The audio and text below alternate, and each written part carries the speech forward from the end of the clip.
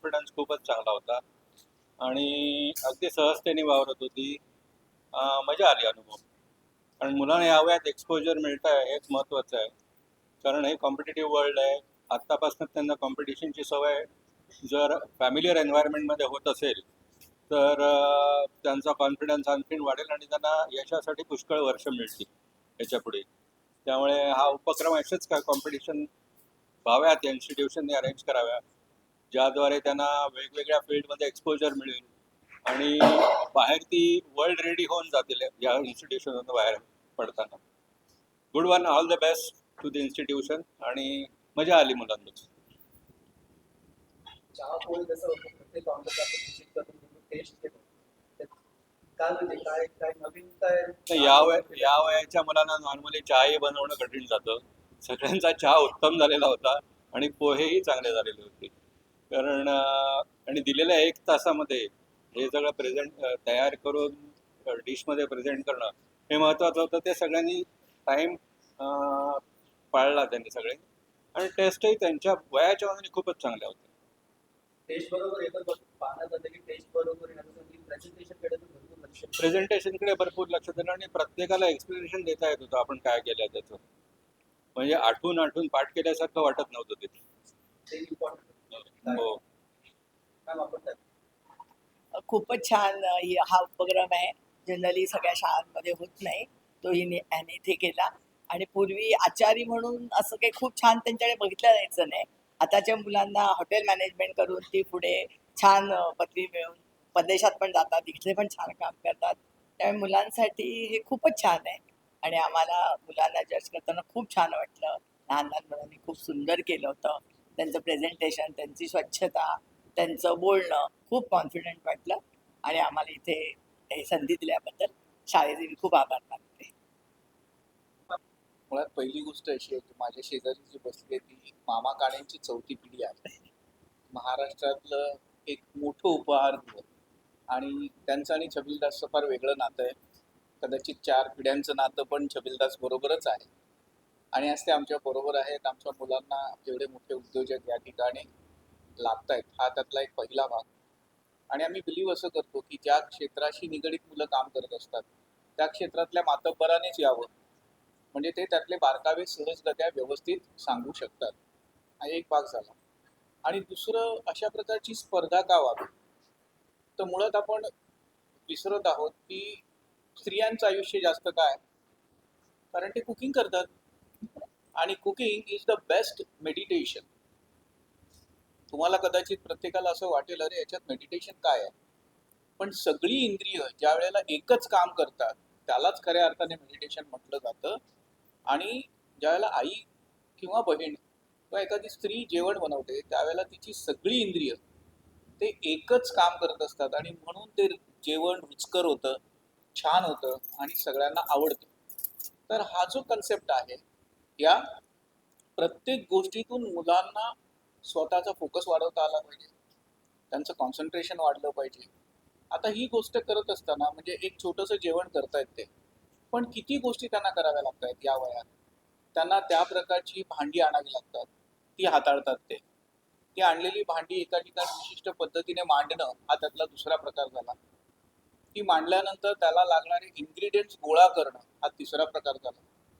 आणि त्याच्याही पलीकडे जाऊन त्याचं कुकिंग करताना काळजी घेणं आणि पुन्हा हायजीनचा प्रकार आहे. तुम्ही जर बघितलं तर इथे बाजूला बॅगेज लावलेली आहे, त्यामुळे कुठेही तुम्हाला कचरा बाहेर दिसणार नाही. तो कचराही तिथेच टाकला पाहिजे. म्हणजे शाळांची जबाबदारी असते की शाळेमध्ये बाळ शिकत असताना ते प्रत्येक कृतीतून नवीन गोष्ट आत्मसात करत राहिलं पाहिजे. प्रामुख्याने त्यांची स्वतःची डेव्हलपमेंट तर होतेच होते आणि त्या पलीकडे जाऊन त्याला भविष्यात काय करायचं असा एखादा मुलगा या क्षेत्रात क्लिक होतो. पण यातल्या काही मुलांचं वैशिष्ट्य असं आहे की मुलं खरोखरच आपल्या घरी आपल्या आईला मदतही करतात. म्हणजे जेंडर मध्ये जे प्रॉब्लेम्स असतात, आता आमच्या मॅडमने सांगितलं त्याप्रमाणे, पण हल्ली मला वाटतं सगळे सेलिब्रिटी कुकिंग करतात आणि ते डिजिटल मीडियावर टाकतात. करतात किती माहित नाही मला, पण फोटो तरी असतातच. पण ही मुलं प्रामुख्याने करतात. आणि अर्थात पुन्हा अगेन की क्रेडिट त्या सगळ्या इकडे उपस्थित असलेल्या शिक्षकांना, शिक्षकेतर कर्मचाऱ्यांना जातं की एखादी कल्पना आणली की ती राबवणं फार महत्वाचं असतं आणि ती नुसती न राबवता त्याच्यातला आपण आनंद पण शोधला पाहिजे. अँड आय एम लकी की इतकी चांगली माणसं आमच्या आजूबाजूला आहेत. They all deserve it. आणि मग प्रामुख्याने त्यांच्याकडून त्या गोष्टी मुलांपर्यंतही तितक्याच छान पद्धतीने जात आहेत. एक छोटं वैशिष्ट्य सांगतो या व्यवसायाचं. जेव्हा फूड हा व्यवसाय म्हणून केला जातो ना, तेव्हा बाकीच्या व्यवसायामध्ये तुम्ही प्रॉडक्ट तयार करता तर कस्टमरपर्यंत जाऊन फीडबॅकपर्यंत खूप वेळ मिळतो. फूडचं असं नाही आहे, तुम्ही फूड सर्व केलं ना की लगेच फीडबॅक मिळतो तुम्हाला. आणि दुसरं असं आहे की जर फूडचा फीडबॅकचं पॉझिटिव्ह आणि चांगला आवडलेला असेल ना, तर जाणारा कस्टमर तुम्हाला पैसे आणि अन्नदाता सुखी व्हावा म्हणून पण जातो. खरं आहे.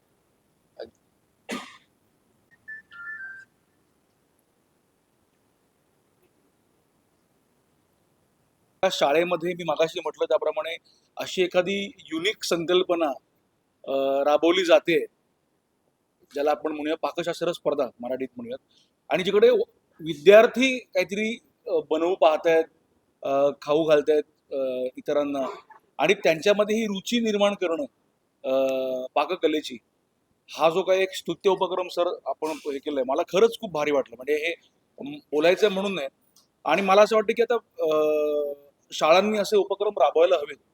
म्हणजे मगाशी मॅमशी बोलता बोलता असं आमचं एक हे निघालं की फक्त एक घोकमपट्टीवाला अभ्यास करून घ्यायचा आणि मग त्यांना मारून मुटकून हे पाठ करा, हे करा.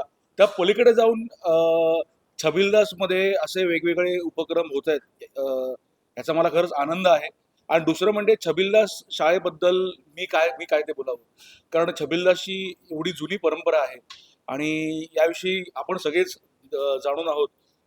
मगाशी मी सरांना एक वाक्य म्हटलं होतं की छबिलदास पूर्वी असं प्रायोगिक चळवळींचं, नाटकाचं म्हणतोय मी, एक माहेरघर म्हटलं जायचं.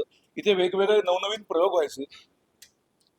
तेच तसेच नवनवीन प्रयोग इकडे विद्यार्थ्यांना घेऊन सर आणि हे सगळे स्टाफ आणि सगळेच राबवत आहेत. त्याबद्दल खरंच भारी वाटलं. आणि कुठलीही संस्था ही नेहमीच मोठी असते माणसांपेक्षा. त्यामुळे मी माझ्या पद्धतीने जे जे कोणी माझे मित्र असतील किंवा जे कोणी असतील त्यांना मी आवर्जून सांगेन की छबिलदासमध्ये आपल्या पाल्याला नक्कीच हे करा, किमान शाळा बघायला तरी जा.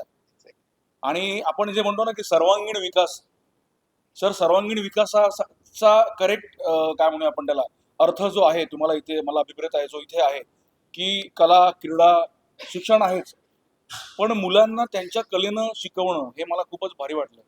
आणि मला आनंद आहे की या शाळेत माझ्या काही मित्रांची मुलं पण आहेत आणि त्यांच्याविषयी खरंच मला म्हणजे आनंद आहे की एका चांगल्या जागी ते आहेत. आणि सगळ्या विद्यार्थ्यांचं पण मला कौतुक करावंसं वाटतं की खूप भाग्यवान आहेत ते अशा या शाळेत ते शिकतायत. खरंच थँक्यू सो मच. मला इकडे तुम्ही बोलवलं आज.